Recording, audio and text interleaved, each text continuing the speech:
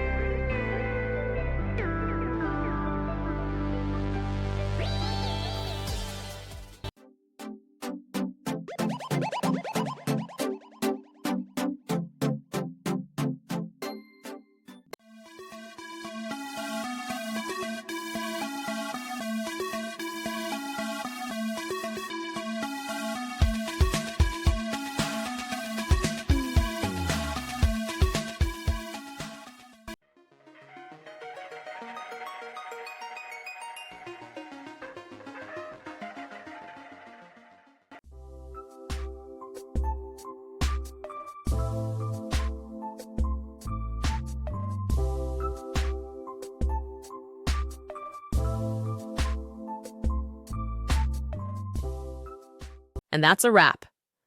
I hope you found the answer you were looking for. If you did, take a second to hit that subscribe button. It really helps out. And let me know in the comments which solution worked best for you. See you next time in the Debug Zone.